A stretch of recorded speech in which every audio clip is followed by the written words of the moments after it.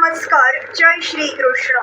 Enlightening Text 7, Text 8, Text 9 and Text 10 of Chapter 6.Purusa-Sukta confirmed of second Canto, the cosmic manifestation of Srimad Bhagavatam.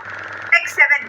Vikromo Bhurbuvaha Swashacha Kshemasya Sharanasya Cha Sarvakamvara Syapi Haresha Charan Aspadam.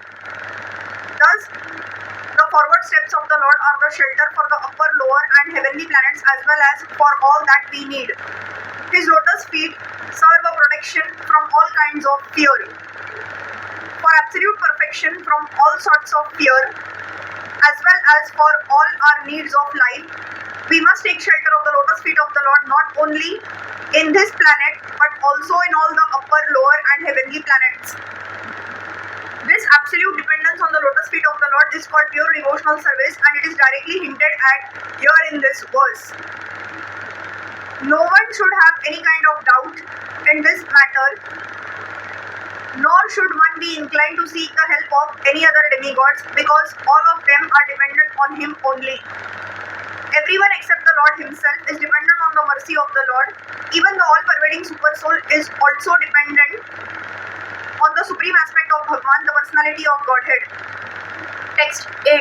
Apam Viryasya Sargasya Parjanasya Prajapateha Pumsaha Shishna Upasthastu Prajatyananda Nirvruteha.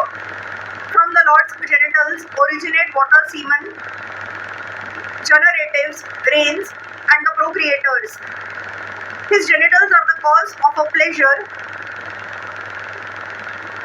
that counteracts the distress of begetting. The genitals and the pleasure of begetting counteracts the distresses of family encumbrances. One would cease to generate altogether if there were not by the grace of the Lord a coating, a pleasure-giving substance on the surface of the generative organs. This substance gives a pleasure so intense that it counteracts fully the distress of family encumbrances. A person is so captivated by this pleasure-giving substance that he is not satisfied by begetting a single child but increases the number of children with great risk in regard to maintaining them simply for this pleasure-giving substance. This pleasure-giving substance is not false, however, because it originates from the transcendental body of the Lord.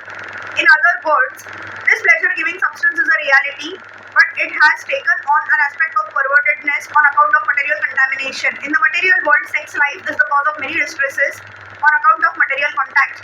Therefore, the sex life in the material world should not be encouraged beyond the necessity. There is a necessity for generating progeny even in the material world, but such generation of children must be carried out with full responsibility of spiritual values. The spiritual values of life can be realized in the human form of material existence, and the human being must adopt family planning with reference to the context of spiritual values and not otherwise. The degraded form of family restriction by use of contraceptives etc. is the grossest type of material contamination. Materialists who use these devices want to fully utilize the pleasure potency of the coating on the genitals by artificial means without knowing the spiritual importance. And without knowledge of spiritual values, the less intelligent man tries to utilize only the material sense organs of the genitals. Text 9. Payura yamasya mitrasya parimokshasya narada himsaya niraruter mrutyor nirayasya gudam smrutaha. O Narad, the evacuating outlet of the universal form of the Lord is the abode of the controlling deity of death, Mitra, and the evacuating hole and the rectum of the Lord is the place of envy, misfortune, death, hell, etc. Text 10. Parabhuter dharmasya tamasa sh chapi pashchimaha natyo nada nadinam cha gotranam sthi samhatiha. The back of the Lord is the place for all kinds of frustration and ignorance as well as for immorality. From his veins flow the great rivers and rivulets, and on his bones are stacked the great mountains.